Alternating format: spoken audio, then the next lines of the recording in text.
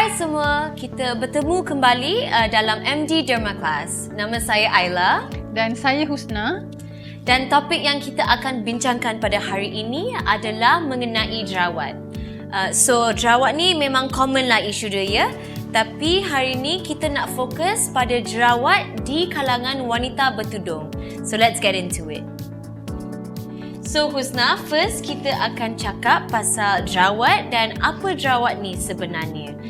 So in English we call it acne ataupun pimple lah. So jerawat ni sebenarnya penyakit kulit ataupun skin condition. So this means that it is treatable lah.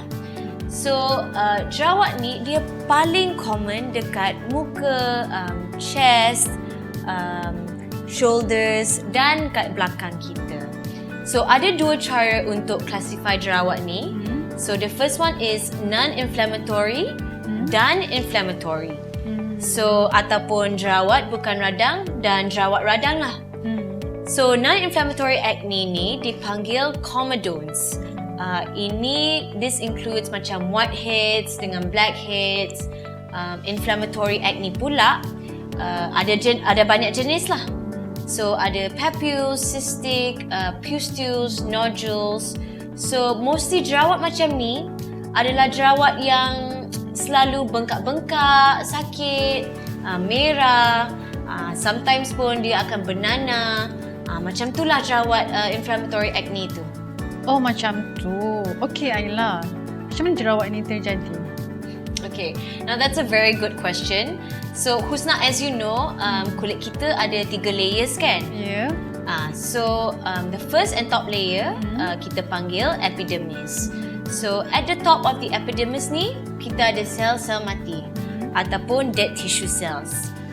So bila dead tissue cells ni banyak sangat dan dia berkumpul atas kulit kita, minyak dari bawah layer tu tak boleh nak keluar. So bila dia tak boleh keluar, minyak tu akan tersumbat dan dia akan bengkak. Dan itu akan menjemputlah bakteria banyak-banyak dan itu yang akan menyebabkan dia jadi merah. So bila dia dah bengkak dan merah, itulah yang terjadinya inflammatory acne. So itulah proses terjadinya jerawat. So Husna, saya nak tanya you, boleh tak you cerita sikit pasal penyebab-penyebab jerawat ini? Dan boleh tak you cerita sikit pasal your personal experience juga dalam cara you menangani jerawat ini sebagai wanita yang bertudung? Okey Ayla, I akan cerita pasal penyebab biasa yang menyebabkan jerawat. Yang pertama adalah hormone changes. Perubahan hormon ni memang common ya, especially kepada remaja dan wanita yang datang bulan. Bila berlaku perubahan hormon, ni akan menggalakkan pengeluaran sebum. Bila pengeluaran sebum ni tinggi, dia akan menyebabkan pori kita akan lebih cepat tersumbat. Lagi satu adalah faktor genetik. Okey, faktor genetik ni adalah bila ada ahli keluarga yang dapat jerawat, you juga akan boleh dapat jerawat. Okey, seterusnya ialah makeup dan produk skincare yang you guna. Sebab ada certain products yang akan menyebabkan pori-pori you tersumbat dan itu kita panggil sebagai comedogenic products. Last sekali adalah pemakaian mask. Dalam pandemik ni kita tahu kita kena pakai mask setiap masa kan. Jadi bila kita pakai mask dalam jangka masa yang lama, akan berlaku pergeseran antara kulit dan mask. Dan juga bila kita banyak bercakap dan bernafas, tu akan meningkatkan lembapan dalam mask. Dan ini akan menyebabkan terjadinya jerawat. Okey, seterusnya faktor-faktor lain yang menyebabkan jerawat juga adalah medication, diet dan stres. Okey Husna. So kalau macam tu, ada tak sebab-sebab lain yang menyebabkan jerawat, especially untuk wanita yang bertudung? Okey Ayla, sebenarnya wanita bertudung ni memang mengalami beberapa masalah berkaitan jerawat. Okey, yang pertamanya adalah gaya hidup yang aktif. Seperti yang kita tahu, gaya hidup yang aktif ni termasuklah melakukan aktiviti luar dan melakukan senaman fizikal. Jadi bila kita bersenam, badan kita biasanya akan mengeluarkan banyak peluh. Jadi bila kita berpeluh, tudung pun akan basah. Keadaan yang lembap ni akan menjemput bakteria dan ini akan mencetuskan jerawat. Okey, lagi satu, bila kita berpeluh, muka kita pun akan mengeluarkan sebum yang banyak dan menyebabkan pori kita akan tersumbat. Okey, seterusnya, wanita bertudung ni juga mudah untuk mendapat jerawat di bahagian dahi sebab kita memakai hijab inner. Jadi bila kita berpeluh, area ni pun akan lembap dan akan menjemput bakteria. Macam I waktu zaman belajar di uni dulu, kita pergi ke kelas naik bas kan. Tapi kadang-kadang I jalan kaki sebab I nak cepat. Jadi bila berjalan tu, tambah pula tengah panas, memang lagi cepat berpeluh lah. So bila berpeluh, tudung dengan inner ni memang basah sebab peluh.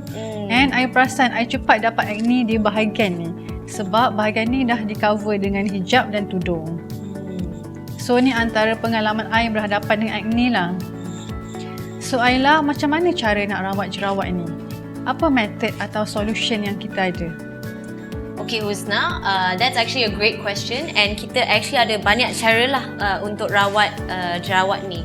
Tapi there are two main methods, dua cara, iaitu preventive dengan treatment lah. Okay, so first saya akan cakap pasal preventive ni lah.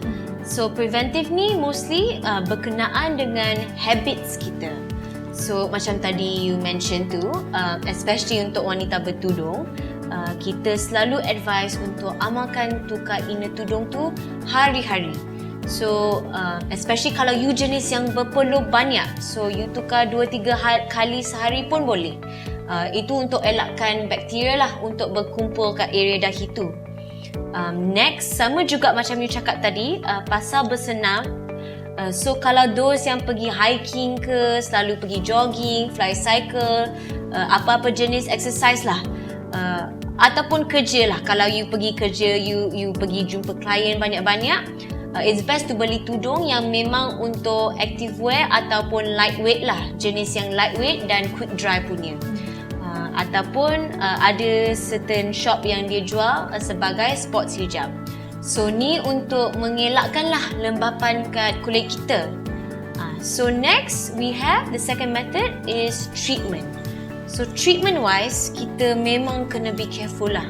So sebab untuk acne, we have to use produk yang memang aimed to treat acne. Sebab tak semua skincare produk sesuai untuk oily skin, especially untuk acne prone skin. So Husna, kalau untuk acne, I always recommend the advanced acne system lah. Sebab sistem ni memang target acne dengan oily skin and dia memang simple to use. So dalam satu set ini adalah treatment produk yang memang akan betul-betul keluarkan excess oil dan kekotoran lah dari our skin punya surface. So lepas tu dia akan bersihkan kita punya pore walls, so dia tak penuh dengan bakteria dan juga kekotoran lah. So set ni juga akan regulate sebum production kita. So our skin punya oil to water ratio tu pun balance. Ada satu lagi, set ini mengandungi produk yang akan encourage regular dead skin cell exfoliation. So ini memang akan kurangkan minyak kita dari layer bawah-bawah tu dari tersumbat lah. So treatment cream yang target problem ni semua penting lah untuk treat jerawat ni.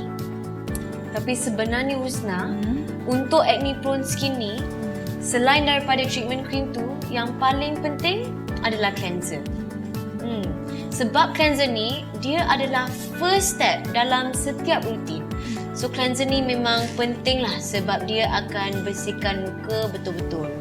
So kalau tak ada cleanser ni, produk lain pun tak akan jadi efektif sangat lah. Even if you use treatment cream. So cleanser macam acne cleansing gel ni memang sesuai sebab cleanser ni memang khas untuk oily skin dan jerawat. Satu lagi, untuk oily skin, it's best to pick a sunblock yang water based, not oily based lah. So water based punya sunblock macam Sun Protection Complex ini. itu saja saya nak share pasal advanced acne system ni. So Husna, before we wrap up, ada tak lagi tips-tips yang you nak share pasal jerawat ni? Especially untuk wanita yang bertudung. Ada. Okay, pertama sekali, you kena maintain your skincare routine. You memang kena disiplin tapi jangan overdo it. Maksud I, bila kita cuci muka tu, jangan overwash. Standard 2 kali sehari je cleanse, pagi dan malam. Okay, sebab bila kita basuh muka kerap sangat, kulit kita akan jadi kering. Bila lagi kering, dia akan produce lagi banyak sebum untuk replace kelembapan yang hilang. So, ni akan buatkan jerawat tu bertambah teruk. Okay, that makes sense Husna. Tapi what about untuk yang bersolat tu, macam mana kita nak handle benda ni? Okay Ayla, so untuk solat actually sama juga. You mesti basuh muka dengan cleanser 2 kali sehari je, pagi dan malam. Contohnya lepas solat subuh dan solat isyak. Jadi you boleh maintain your routine seperti biasalah, toner, moisturizer semua tu. Tapi untuk solat Zuhur, Asar dan Maghrib, I would suggest untuk gunakan micellar water ataupun makeup remover untuk tanggalkan sunblock. Okay, lepas tu you boleh teruskan ambil wuduk seperti biasa dan solat lah. Dan lepas solat, boleh pakai balik sunblock. Ataupun bila you rasa kulit you kering sangat ke, you boleh pakai moisturizer dan pakai sunblock. Sebab lepas solat Zuhur dan Asar still ada lagi cahaya matahari, jadi kita kena protect kulit kita lah. Betul? Seterusnya kita kena jauhkan tangan kita ni dari muka. So jangan picit-picit sebab bakteria dari tangan ni akan transfer ke kulit. So nanti jerawat tu akan jadi lagi teruk dan boleh menyebabkan parut juga. Okay, last sekali of course lah kena jaga diet, jaga makan. Contohnya bila you on treatment program, you memang kena reduce sugar and dairy food. Okay, lepas tu you kena cukup rehat dan cukup tidur. Sebab bila tak cukup tidur tu akan meletakkan stres atas badan kita. Dan ini actually ramai orang tak tahu sebenarnya Ini pun boleh menyebabkan jerawat. Alright, thank you so much for sharing Husna all of your tips. Okay. And thank you so much for watching. Setakat ini sahajalah perkongsian kita mengenai jerawat ini. Kami harap tips-tips ini akan membantu kamu semua untuk menangani jerawat dan mencapai powder-free confidence. Jangan lupa like, share dan subscribe. Bye! Thank you!